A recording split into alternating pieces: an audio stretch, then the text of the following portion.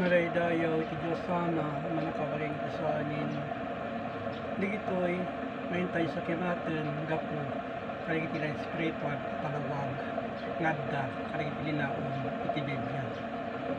Tadyuran niya ti ayan tayo pagsak, basta sila gitay ti Diyos. Nagintay tuntunan, ligiti na imbag, nga aramid, awan ki imposible, kenkwana. Tama na kayat iti Diyos, kay iti Diyos warod may isang espiritu, nakas ibagbaga, tilinaon, iti Biblia, ang mabasa.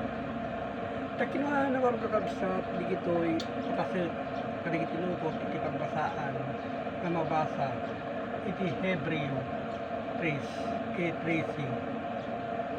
No di kat agibig nalakad kayo, iti naldaw. So, kapsat, yuran niyang aldaw, nga intay pa nagsukimat kans lagit addalapta di kita awan iti dabis na takimalang arod ita nga aldaw ito'y amasasao kapno saan atamangken iti oray siya sa inyo kada kayo gapo iti panangalilaw iti baso.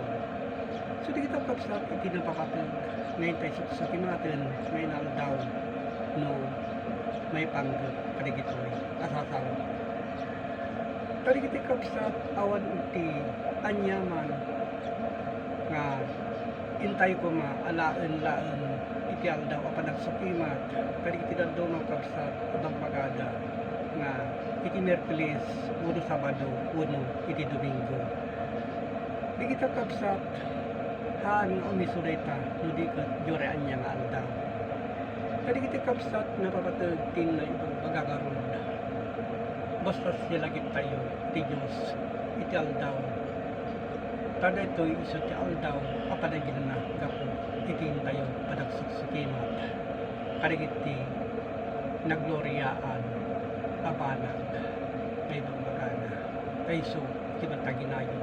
Kastamad iti, may panggap, iti angin, kasanan spiritual hanga makita dito nga banag kastamod iti panagsao ni kita haan makita no diket gapo iti panpanunod tayo so di kita umay kada tayo tari iti daddo nga pagsak mahilig dalaan gapo iti nailubungan abanag ngayon tasok sa kimaten ken hindi ipagpalawag doon tayo asipod no kagsak din tayo sa kimaten gapo kaligiti na spiritual apalawag kita.